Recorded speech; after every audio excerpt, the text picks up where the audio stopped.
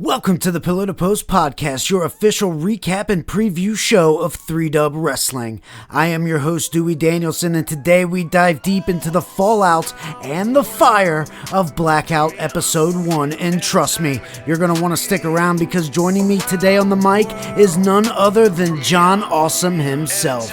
Stay tuned with us.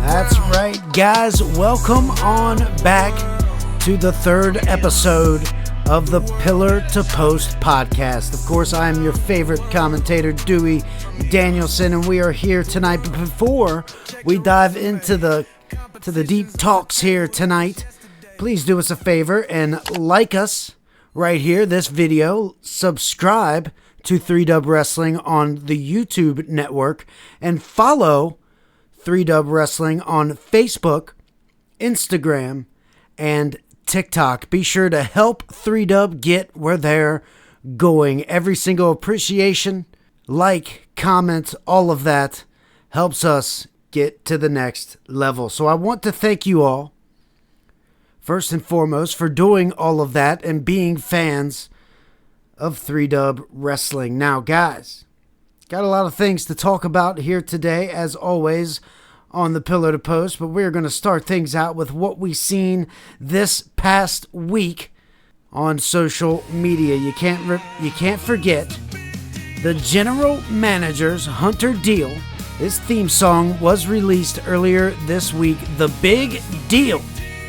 Be sure to check that out and like it in the theme song playlist on the YouTube channel. Now, something else that dropped just 2 days ago, guys, promo of the week.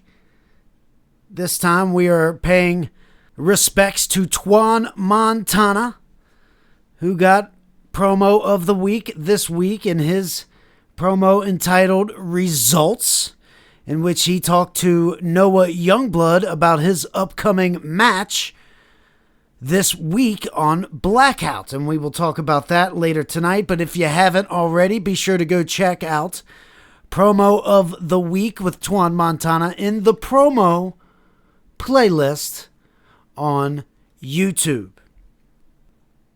Now, also, I know many of you maybe have been wondering what is going on with Shockwave making its return to 3Dub Wrestling.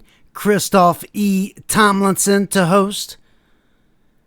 And we've got a little bit of information for you guys. Well, first, what's going on with it and where it's coming from and what it's doing here? Well, it is here to replace the house show. Now, I know, we just only had one episode of the house show, but we're waiting for some rights to clear and everything to go through professionally and business-wise to make sure that this would be official. And over the past week, as we made the announcement on social media, it is official that the Shockwave branding is once again one of 3Dub's wrestling brands. And we will be seeing the return this week. Now, we got a message about it being tonight. Well, last night, that is. But of course, we got a big message regarding Christoph E. Tomlinson about his birth of a new child entering into this world. So we have to give him a big congratulations on becoming a father for the 5th time. Something like that. But congratulations to Christoph E. Tomlinson, and that is the reason for the delays. We might see the show here this afternoon, tonight. But there's a good chance it could be sometime this week. But nonetheless, be on the lookout for Shockwave officially replacing the house shows. Although we might see a house show here and there. But the Shockwave brand is what's now. Fantastic stuff, guys. Now, before we break down the action, I like to give out the results of the show. And this is, of course, a week later. We have 197 views, which is a little bit down from the premiere episode of Blaze, but that's all right. We got 24 likes, which is up from that Blaze show, so like to see all the likes, and if you could, please, every time you watch a 3Dub show or piece of content, hit that like button, whether it's on YouTube, Facebook, Instagram, TikTok, doesn't matter. Also had a couple of comments, one from SBJ, formerly from the Hybrid Alliance and a part of the Hybrid Wing in the 3Dub Hall of Fame. Good to see SBJ poking his nose around. This show also garnered 3 subscribers, which is always appreciated. Thank you to those subscribers who joined us during the watch along of that show. And if you are listening right now, please tell us, what was it that got you to subscribe to 3Dub Wrestling? Now we are going to jump right into things, guys, because we have a big show to talk about here. And we also have, of course, John Awesome joining us later on this podcast. But first, to kick things off on Blackout, the very first episode, Las Vegas, Nevada. The MGM Grand Studios, we get our general manager, Hunter Deal, coming to the ring to officially welcome everyone in attendance and everyone watching along on YouTube to the premiere episode and debut of Blackout. Well, speaking of Blackout, it wouldn't be too long before the lights would flicker. And we've seen this a time or two in 3Dub Wrestling, but we have seen it this time for Hexen, the 3Dub World Heavyweight Champion, who would come to this ring, scare Hunter Deal almost out of his dress boots, and he would call for an open challenge. Now, I don't know directly if this open challenge was meant to be for right there in this moment, or just specifically stating that he is issuing an open challenge to anybody who wants to challenge him. Well, I know it wouldn't have been for tonight, or that night, because nobody showed up. Now, I don't know if it's because nobody wants to take on this man unannounced like that. I know I wouldn't, or if it's more or less that we need to wait and see if anybody is ready for this open challenge against the undefeated Hexen. Well, we thought nobody would make the call. But it just so happened that Sander Cool arrived to the arena a little late. But upon his arrival, he had a little exchange with Matt Eighth Star, who was bumming out a little bit about the Takedown brand and maybe never getting his position of being in charge back ever again. But it would be Sander Cool that said he would have a plan. A plan that he thinks will bring back Takedown and give Matt Eighth Star his old job back. And hey, maybe in the process could crown Sander Cool the 3Dub World Heavyweight Championship. Now, how might that be, you might ask? Well, before we go any further, I must say that this has not been agreed upon yet by either James Black or the general manager, Hunter Deal. But we do have an interesting situation, because Sander Cool would go on to reveal his plan to CFT. Now, if you remember back on the premiere episode of Blaze, CFT, on his scouting adventures that he has been doing, has opted to purchase the Global Championship from Sander Cool. Now, which Sander Cool turned that opportunity down in the moment before going out to his match and ultimately getting the win that night. But I guess maybe after a couple of weeks of thinking on it, Sander Cool decided, well, maybe this is the opportunity I have been waiting for to get back in the main event picture. Now, there's going to be a lot of people that think that Sander Cool doesn't deserve to be back in the main event picture. There's going to be a lot of people that agree with that. There's going to be some people that say, well, hey, he's the ultimate opportunist. And over the course of the last 6 months, 12 months through season 9 and into season 10, some will argue that he has earned that opportunity. Not in a match, but just simply by how much fortitude he has had and how much courage he has had over the past year. And ultimately to get that global championship in existence here in 3-Dub Wrestling. Now, here is the plan. Sander Cool thinks he can sell CFT this global championship in exchange. Now listen. CFT is not in any position of power. He used to be the general manager on Takedown for the course of 2 seasons, almost 2 full seasons. But as of right now, he is only solely in charge of Townsend Enterprise, his own personal company,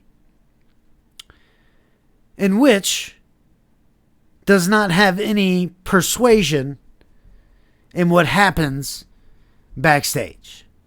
Now, I don't know if money talks loud enough, or maybe CFT still has a little pull with the office, maybe through Matt 8th Star. I don't know. But I do know that CFT accepted this opportunity from Sander Cool to purchase this championship in exchange to see if CFT can get Sander this title match. Very ambitious, if you ask me, from the now former global champion. And yes, it has been made official. CFT is now the current global championship holder. He is the recognized global champion right now. What does that mean? Well, he's obviously not going to compete for it because he doesn't have an in-ring competitive contract. So that means he's probably going to hand it off to one of his lackeys via Caleb Stone or now Chris Harris, which we will talk about that as well. Do you think Sander Cool is going to get this match with Hexen? It's far-fetched opportunity for the ultimate opportunist. But if he does get this matchup, guys, do you think he even has a chance at all against the undefeated Hexen? I don't know. Big dreams for Sander Cool. That's the least I can say about that situation. But in our next matchup, our first matchup of the evening, this was a much anticipated matchup for me because this featured both heavyweight champions that held the titles prior to the premiere of season 10, where Hexen beat Dargus and Noah. And Dargus and Noah had a fantastic matchup. We talked about it. And that is what had made this matchup that much more must-see for me. And I'm so glad it opened the card. It was an amazing matchup where we had Dargus, the former world champion, against Noah Youngblood, the former 3-Dub champion. And this would not be an opportunity for a rematch, as we know the rematch clause was not in effect upon the unification match. But this was the next best thing. And Noah Youngblood knows all about this being the next best thing because it is what got him to win that 3-Dub championship. And this would end up being a qualifying match for guaranteed money. Now, unfortunately, Dargus would take the loss. We'll talk about that here in just a second. But that means Noah would get the win and be the first to go into the guaranteed money briefcase match on the 27th of July at Guaranteed Money in Phoenix, Arizona. Could he be the first back-to-back Guaranteed Money winner? That would be a fantastic accomplishment for Noah Youngblood. But after the match, something, I don't know if it was so much surprising, because we did hear from Joe Rivers, and he did tell us that he was coming for Noah. But I don't know if we expected it to be like this, because Joe came out to the ring after this match, and he celebrated with Noah. Now, if you don't know, for whatever reason, Joe and Noah were a part of the CTC last year. Joe was involved in that 3-dub championship match at the Big Event 9. In fact, 3 out of the 4 members of the Cutthroat crew were involved: Joe, Noah, and Remy. They were all at each other's throats, but at some point it seemed like Joe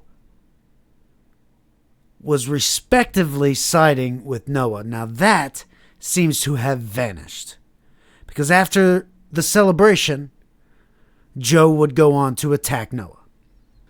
So Noah gets into guaranteed money, and now Joe has a guaranteed money match, qualifying match, on this upcoming episode of Blackout. We'll talk about that, but let's get back to Dargus, because Dargus was seen after this matchup later in the night talking about how he has let the fans down, how he talked about bringing home the unified 3-dub World Heavyweight Championship, talked about being the one that could defeat the undefeated Hexen, and talked about being the guy for the fans.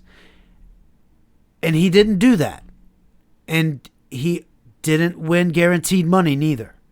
So it seems like every step of the way is another step backwards for Dargus. And we've seen him talking to his brother Martrix. Martrix would make his return on this first episode of Blackout, right back to 3-dub wrestling. It has been 2 or 3 seasons since Martrix has competed here, but we are happy to welcome him back, and I know Dargus is excited to have him back too, and it must make him feel a little bit better. It's got to have your own blood, your brother, right there with you, encouraging you to keep going, because that's exactly what Martrix did. But like I said, this was Martrix's return matchup. Martrix had a big singles matchup here on his return against one half of the tag team champions, Jacob Fowler.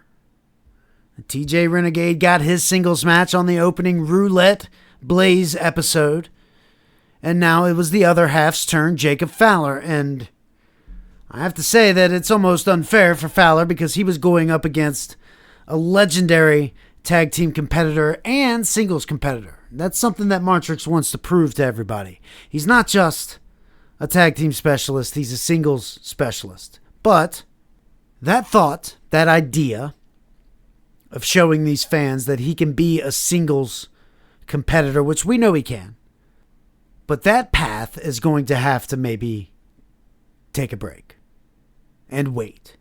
Because, well, he did get the win. He did get the win over Jacob Fowler. Now, there was a lot going on. We have to mention Daniel Roberts and Scott Adams, because these two who have seemingly come together here, and like Scott Adams said, it was almost right there in front of our eyes when he accepted the bounty at the Big Event 9. And now here they are, strolling in on the first episode of Blackout in Las Vegas, MGM Grand. And they are sending their message not only to the tag team champions, but to also the veteran Martrix. Scott Adams and Daniel Roberts come down to ringside, and they proceed to attack TJ Renegade on the outside. This catches Fowler's attention, which would ultimately allow Martrix to get the spear and the victory. After the match, we would see Daniel Roberts and Scott Adams return to the ring, in which they chase the champions out of the ring and away from the ring. I wouldn't necessarily say chase. I would say Fowler and Renegade made the smart move, knowing how heated that Roberts and Adams were and their momentum going into this moment. Probably best to just steer clear. You'll get your revenge at some point. You'll get your moment in the ring with them at some point. That's what the good guy does. So that's what they did. But upon doing that, Roberts and Adams had to get some sort of aggression out. And there was one man left in the ring, and that was Martrix. And yes, you guessed it.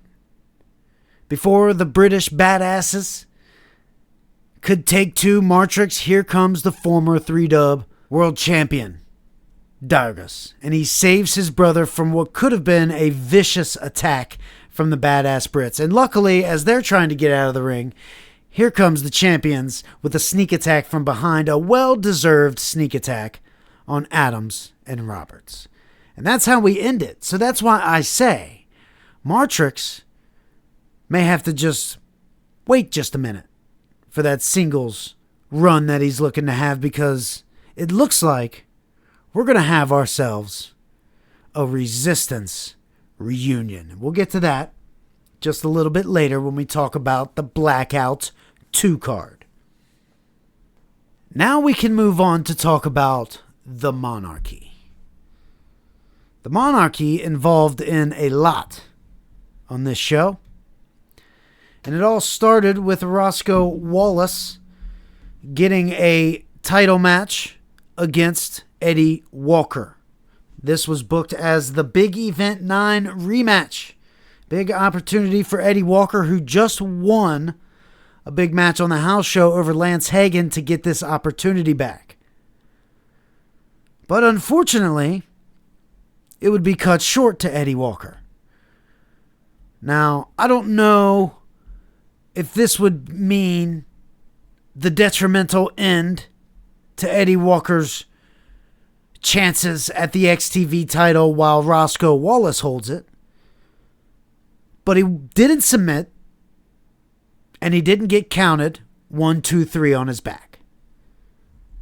What happened was Roscoe Wallace, wielding a barbed wire wrapped baseball bat with 3 massive strikes to the crown of the head of Eddie Walker, completely knocked the big guy out. Nothing you can do about that. Doesn't matter how big you are, how tough you are, you get hit in the right spot with the right item, you're done. And that's exactly what happened to Eddie Walker. Knockout victory with the barbed wire baseball bat for Roscoe Wallace to retain, once again, the XTV title. Have to maybe see where that ends up. But MDX also in action. Singles action, that is. And that might not be familiar to you, because MDX and Roscoe used to work as a tag team, primarily representing the Monarchy on the Blaze brand in Season 9. But since Roscoe won the XTV title at the Big Event 9, and MDX got voted the most improved superstar in Season 9, they both have been working singles since the start of Season 10, and I don't know if that is to carry on or if that is just to bring more gold to the Monarchy. But MDX in a matchup, and he's not going to get an opportunity at gold, at least not right now, because he takes the fall in a guaranteed money qualifying match to Twan Montana. Now, if you listen to Twan's promo from Promo of the Week, he talks about putting the nail in the coffin of his past. And that's something that I kind of mentioned after this matchup. Twan may be ready to officially move on from the Monarchy. We know he had his big dealings with Will King at the end of Season 9 there. Then he gets this matchup with MDX. Twan Montana is ready to focus on what's next. Could that be guaranteed money. Could he be the one carrying the briefcase this season with a chance to cash in anytime, any place? We'll have to wait and find out. Twan advances here to guaranteed money to be the second entrant joining Noah Youngblood, and they will have their matchup as mentioned on the next episode of Blackout. But it was after this matchup where we had another triple threat, well, at least it was booked as a triple threat, matchup for the number one contendership to the women's undisputed title and guaranteed money. A chance to see who would go on to face Nightshade at G Money. And it would be Jocelyn Havoc, Gypsy Freak, and the women's TV champion, Maria James.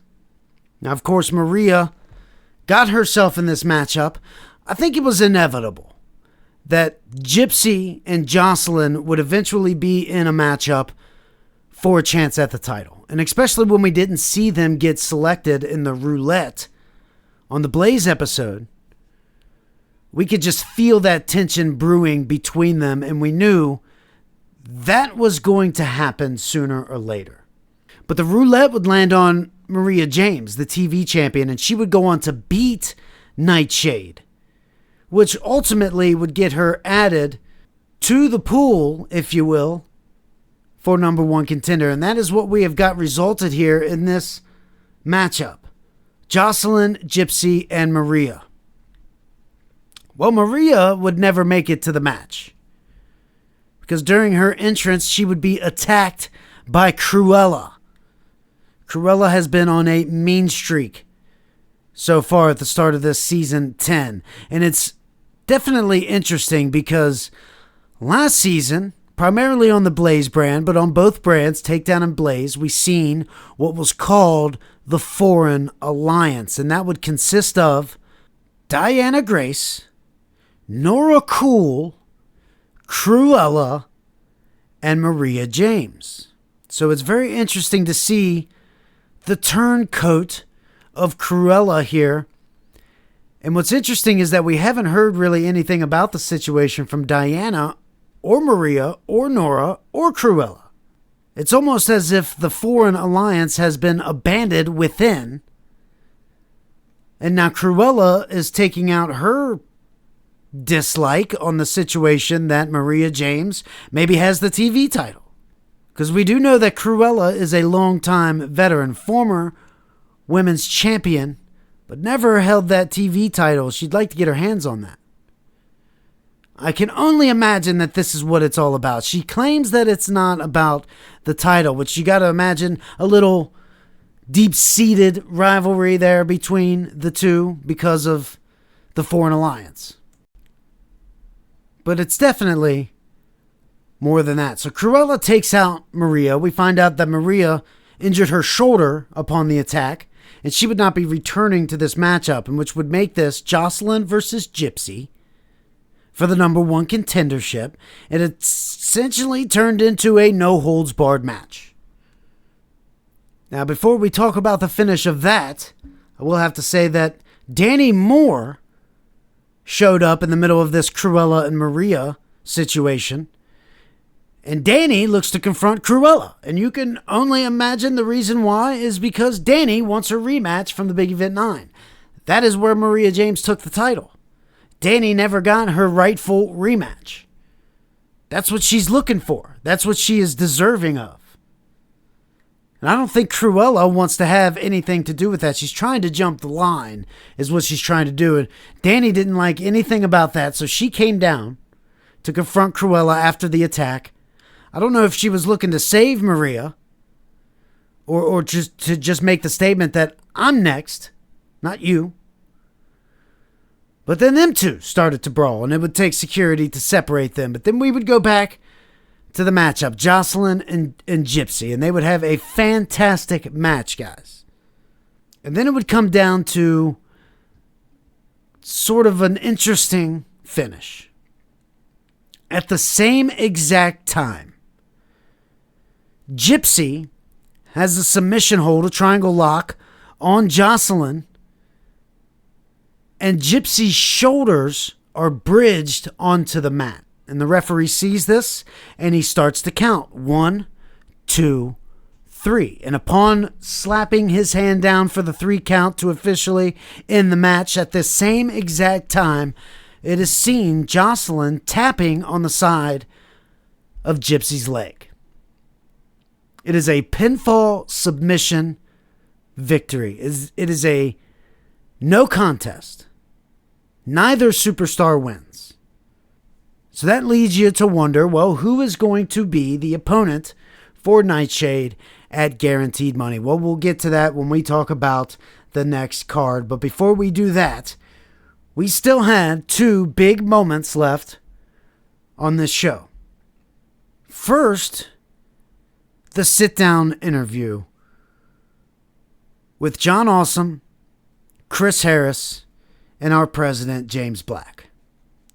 Things start off kind of heavy already out of the gate. First of all, this ended up being moment of the night. One of the first times something like this has ever been done on 3Dub television. Just as James Black is starting, we get Chris Harris cutting the president off. This is the second time in 2 weeks that this has happened to the president, and I can only imagine that he is not too happy about that. You could see the frustration on his face, but in order to keep cool, he let Chris Harris say what he had to say. But if I'm honest with you guys, I don't know if we got the full set of answers we were looking for. Because what we got between Chris Harris and John Awesome was how much each other did for this place. Who was the one responsible for Blaze winning at the Big Event 9? Was it John Awesome? For being the one to initially bring the World Heavyweight Championship into Takedown before the brand war, ratings war, whatever you want to call it, even began? John Awesome was the one that broke that barrier. Could that have been the moment? If that didn't happen, would that have changed the course of history? Would we have not even seen a brand war? Would we have not even seen a brand warfare match at the Big Event 9? Would it have been James Black? Would it have been SBJ? The questions, there are lots of them. What could it have been? Or was it Chris Harris? Was it the turning of Chris Harris on Takedown? Is that what ultimately, as we all seen and we all can assume, is that what led to all of this? Who's responsible? Maybe we'll find out with John a little bit later when we talk to him in our personal sit-down interview. Well, things didn't go so well. Let's just say that. But it did give us a fantastic matchup for the next Blackout. We'll talk about it, but I'll go ahead and mention it. James Black would put the talking to an end, and he would announce our next Guaranteed Money qualifying match, which will be the main event in Tucson, Arizona, Blackout between Chris Harris and John Awesome. One of them is going to get an opportunity to go to Guaranteed Money and win that briefcase. Something that neither of them have done. Neither of them have won Guaranteed Money. Well, I can't fail to mention here, though, the big moment that took place after the show. After episode 1 of Blackout.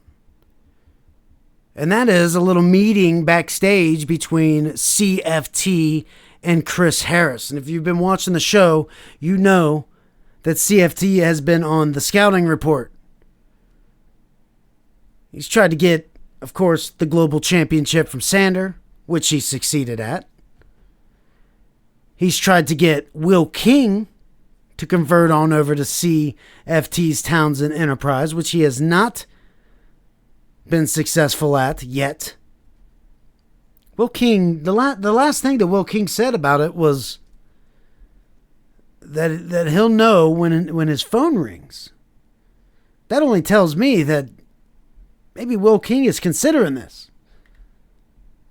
After 2 times of Clarence driving it into Will King's brain about joining, fluffing him up real good about being a multi-time champion number 1 draft pick. I think Will King is thinking about doing this. What do you think? Do you think that? Do you think all of the monarchy would be happy with this? I know one person that's happy, Caleb Stone, because he hit social media talking about the newest member of Townsend Enterprise. And that is where I pick off with that backstage conference, if you will, between CFT and Harris, where CFT just reaching out there, just, giving it a shot, dipping the toes in the water, asks Chris Harris to join Townsend Enterprise. And without hesitation, maybe frustrated from what just took place in the sit-down interview, without hesitation, Chris Harris says yes. So right now, it is Clarence Fletcher Townsend with Caleb Stone, Hall of Famer, and Chris Harris.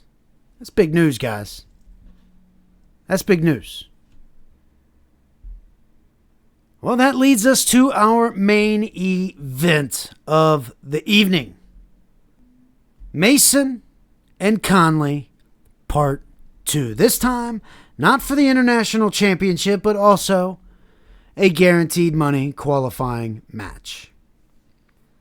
Conley would get the victory. And it would be Conley that would go on to advance into the guaranteed money match along with Twan Montana and Noah Youngblood and Warren Peace. That's right, Warren Peace also having a big matchup with Chris Chaos. Now, this has been a long matchup in the making. Chris Chaos impersonating Warren Peace through the better part of Season 9, almost the whole season. It is Warren Peace's twin brother, his evil twin brother, I guess you can say. The man that has tried to steal everything from Warren Peace wasn't going to steal guaranteed money. That's right, Warren Peace able to overcome the odds over his twin brother and get the victory to advance. Which means it would be Warren Peace, Noah Youngblood, Twan Montana, and now Chris Conley. But this was an interesting way of winning the matchup. Well, I must mention, it was by disqualification that Chris Conley got the win. Jimmy Shadow had to make his way down so that he could get a little closer look. Now, if you don't remember this, Dylan Mason had turned down Jimmy Shadow and an opportunity to reform the Megastars. That happened on the Blaze premiere show. I don't think Jimmy took liking to that. In fact, I know he didn't. Because he's down here watching this matchup firsthand. And of course, he gets involved. Not even initially by him, but he got involved. And he can't just stay out of it. As soon as Dylan Mason started running his mouth to Jimmy, Jimmy had to get up and get in his face. I even think that was uncalled for. But I guess he learned a lesson because Dylan Mason was able to get out of the way of Chris Conley, and Conley just plowed through Jimmy Shadow. The match would continue to go on, but it wouldn't be too much longer before we'd see Jimmy come back down and try to give Chris Conley a steel chair. Now try to buddy-buddy with Chris Conley. Throw him a steel chair, Conley not having any of that. Not only does he want to beat Mason on his own merit, he doesn't need Jimmy Shadow's help to do that. He knows that. I know that. The fans know that. But it wasn't Jimmy Shadow that helped him. Nope. In match of the night, the return of Los Salvadores to 3-Dub Wrestling. That's right, and if you don't know who they are, It is Jimmy Shadow, Justin Perrault, the living legend, and the Hall of Famer, Jeroen Mercury. That's right, Jeroen showed up in the ring with the guitar, like he always does, and he smacked Conley on the back of the head so hard that you could hear it all the way down at New York, New York, laying out Chris Conley, resulting in a disqualification for Dylan Mason. See how that was played by Jimmy Shadow? An opportunity to get Dylan Mason to not go to guaranteed money by making the disqualification on his terms, at his hands. And since Chris Conley was the one that was struck, Dylan Mason was the one to get disqualified. Therefore, Chris Conley advances to guaranteed money. Now, you know, we've already seen a little bit of it on social media, but you know, Dylan Mason is going to have plenty to say to those three individuals. And what does this mean for the international champion? He's not going to guaranteed money, at least not in the guaranteed money match. Is he going to have a title match? Will it be Jimmy? Will it be Jeroen? Will it be Justin? Could it still be Chris? You never know. We'll have to find out on this next coming episode of Blackout, because on this next coming episode of Blackout, episode 2, in Tucson, Arizona, our first traveled show for Blackout, we will bring to you the international champion Dylan Mason, where I'm sure he will be talking not only about Los Salvadores, but what's next for the international champion. So be sure to tune in next Sunday night for that. And what is that? Well, I'm going to tell you what that is. It is Blackout episode 2, guys. Coming to you from Tucson, Arizona, the Tucson Arena. We're being told that it is sold out. 8,956 tickets already sold. And we know we are going to hear from Dylan Mason. I just said that. But we are also going to hear from the 3-dub World Heavyweight Champion representative, Mr. Azvito, who will be coming down to talk to the Tucson fans about the open challenge that Hexen made, and maybe addressing Sander Cool. We are also going to get a number 1 contenders match for the 3-dub Tag Team Championships. I told you guys that we were going to see a Resistance reunion, and that very well could be possible as champions if they can win this number 1 contenders match and face Team Tap Out at guaranteed money. But they've got a big, tall task on their hands. 2 badass Brits, if you will. Daniel Roberts and Scott Adams get their first bit of action in Season 10, and you know they are nipping and ready for competition, so they could be bringing everything in this matchup. And you know, the Resistance hasn't tagged together in quite some time. Even when Martrix was here, the last season that he was, Martrix and Diregus were working singles. So it has been some time. I'd even want to say 6 or 7 years since the Resistance has competed together. So not sure what that could mean, but it could mean good things for Roberts and Adams in that number 1 contenders matchup. We will also have another champion. The women's undisputed champion, Nightshade, will be in attendance, and it is being told to me that she will be making a decision whether she wants to face Jocelyn Havoc at guaranteed money or whether she wants to face Gypsy Freak at guaranteed money. One of them will become the number 1 contender for the title match against Nightshade at G Money, and it is all on the champion's shoulders to decide what she wants to do after we seen that odd finish with the pinfall submission ending. So now it is up to the champ to decide who is going to go to Guaranteed Money. Now, we talked about this as well.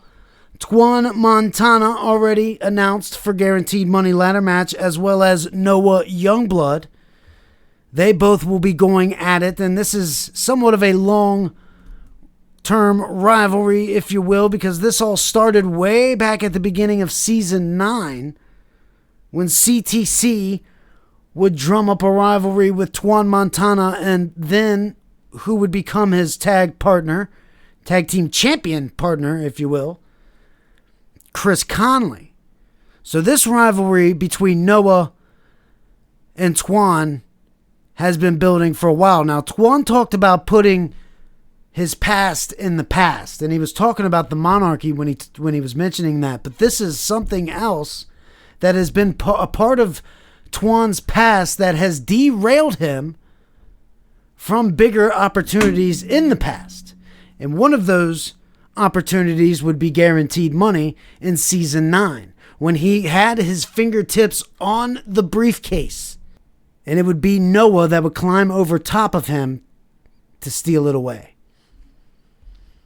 So big singles matchup here, one-on-one, Twan Montana and Noah Youngblood. Now we are also going to have another qualifying match. And this is going to determine the 5th entrant into Guaranteed Money. And that is going to be, as mentioned before, Joe Rivers gets a qualifying match, and he is going to have one hell of a qualifying match, because the man that has defended successfully the Extreme Television Championship in back-to-back shows, Roscoe Wallace, is going to be his opponent. That's right, the Extreme Television Champion, Roscoe Wallace, in a qualifying match for Guaranteed Money against Joe Rivers. Now, we know Joe wants to get back at Noah. Now, get back at him, but still get to him and still take him out and off of the map. And he can do that by entering the Guaranteed Money match, but he has to win this one first. Now, Roscoe has been on a tear. Now, mind you, this is not XTV title rules, so there will be ropes, there will be rules to the matchup. Countouts, disqualifications, all that. That's not what Roscoe has been used to over the past couple of matches he has had. But nonetheless, guys, he put down not only a Hall of Famer, Caleb Stone, but he also put down the monster, Eddie Walker, the Nightmare, by knockout. So Roscoe has been on a roll. And I don't think I would put it past anybody to have him win this matchup. If that is your pick for this, I think it's a solid pick. This is also Joe's first matchup back here in Season 10, so we'll have to see what happens. Can Joe or can Roscoe advance to Guaranteed Money? We're going to have another singles matchup on the card as we see Drew Tanner for the first time on the main brand here in Season 10 on Blackout, getting a one-on-one matchup with the entity Will King. We talked earlier about CFT trying to recruit Will King. Gotta wonder if we'll see more of that on this show, or has CFT let up on that now that he's got Chris Harris aboard? I don't know. We'll have to see. We know that Drew Tanner has never been a friend of CFT, so we'll have to see there. But a big matchup for Tanner, coming back on the main brand, and a big redemption match for Will King. 2 losses to Jaden Walker. In the roulette match on the Blaze premiere, and in the rematch impromptu style on the last episode of Blackout, both losses to Jaden Walker. Now finally, the main event. We talked about it already, guys, but it will be John Awesome against Chris Harris. Guaranteed Money qualifying match, and it will be the final entrance spot into the ladder match for Guaranteed Money. Man, Tensions have been boiling over in this one, guys. And like I said, we didn't get a lot of answers in the sit-down interview that we had on this past episode, even though it was ranked moment of the night and set up that big main event on the go-home show of Blackout. In the comments below, before we move on, tell me what you think, who you think will be the winner of the main event. Will it be Chris Harris to advance to guaranteed money? Chance to win his first ever briefcase, or will it be John Awesome? Chance to win his first ever briefcase. And a side note, Chris Harris has CFT and Caleb Stone in his corner. That could be bad news for everyone in the guaranteed money match if Chris Harris were to get there. So let me know in the comments what you guys think, who you think is winning that matchup. Now, guys, it is time for our special exclusive interview of this episode. I mentioned not getting all the answers. We might not have all the questions, but we do have John Awesome joining us here. And I have some pretty big questions for you, John. Walk us through what happened at TB9. From being at the airport, ready to leave in Toronto, all the way to laying on your back in the main event, after the main event of TB9. First, where were you going to begin with, and what brought you back here? I don't know how to answer that question. To be honest, I haven't been feeling appreciative of 3-Dub Wrestling for quite some time. Chris Harris, of all people, was the one person that was trying to tell me to stop feeling sorry about myself, stop blaming other people. You can say that he pretty much made me reflect on the things that I was doing. I mean, I pretty much inadvertently cost someone a World Heavyweight Championship and to retire. I've never liked those aspects of myself, and I really didn't want to rewind the clock back to who I used to be. So that must have hurt that. It feels so detrimental to be betrayed by someone that's supposed to be your friend, your best friend at that, in a company where you felt so isolated. But you've always kind of been on your own, though. John Awesome has. You know, I can say that I truly haven't had any friends since 3-Dub Wrestling except for him. But now that I think about it, he was only my friend behind the scenes as well. Like, well, everybody else has formed friendships. Well, I mean, he obviously wasn't your friend, though. But now looking back at all of this, viewing it as what it is, a setup, so he didn't have to get pinned while destroying the very company that he helped build, it's just frustrating, and to be honest, it's just making me angry talking about this. I get it. But you got to tell me, do you think James Black and Chris Harris are actually working together? I mean, do you think that Chris is trying to pull the wool over your eyes on this whole situation? I'm not going to deny that it's a possibility, given his background. I'm not going to say it hasn't crossed my mind, but then again, you can't accuse someone of something without any foundation or facts. And to be honest, there are no facts that can solidify him as being a mastermind to this whole scenario. And he denies it himself. So I'm just going to have to give him that. Yeah, I mean, I guess that's kind of all you can do at this point. But tell me, where's John Awesome's head right now? Knowing what happened at TB9, knowing the postponement of all the answers that we've been wanting over the course of this start of Season 10, knowing that you have a match on the next episode of Blackout with Chris for guaranteed money, what's going through your head right now? Look, all I really wanted was to get my hands on Chris Harris to deliver some retribution. For the match to be a guarantee money entry, well, that's just a plus. Okay, well, with that said, what's next for John Awesome? Are you just focused on this match with Chris Harris because of everything that we've been waiting for leading up to this? Is this the only thing in your sights right now? Can you see guaranteed money? Can you see beyond that? What's next for John Awesome?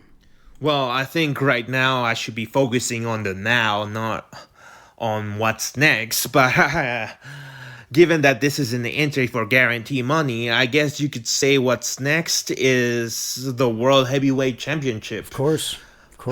That has been a championship that has eluded me for the 5 years that I've been in this company, just about.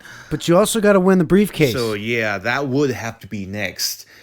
They do say never, but that's also not something that I can guarantee now, can I?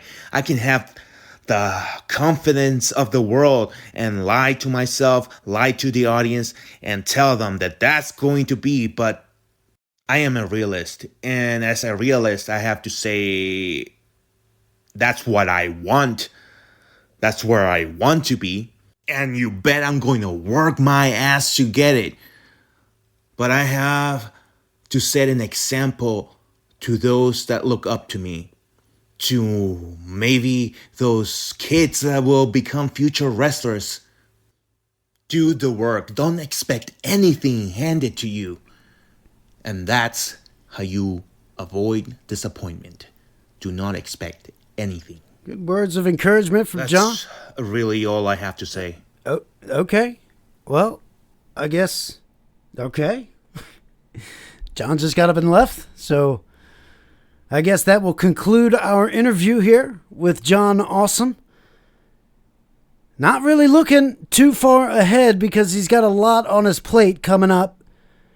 Mainly just getting his hands on Chris Harris, but also setting an example for those who want to just be like him. Very interesting. Well, guys, thanks for joining me on this episode of Pillar to Post Podcast. We will see you on the next episode, which will be before Guaranteed Money. As a little pre-show episode, we will have special guest Clarence Fletcher Townsend. That's right, we'll have CFT on the next episode, episode 4 with Pillar to Post Podcast. Guys, I'm Dewey Danielson. Thank you for joining me today, and we will see you next Sunday night for Blaze episode 2. Have a great night. Hit that like button, and we'll see you next time. Never seen us coming when we come around. Never see us running from the other town. High flying in the sky, can you see me now? Headed to the top from the underground. Around the world, from here, the world.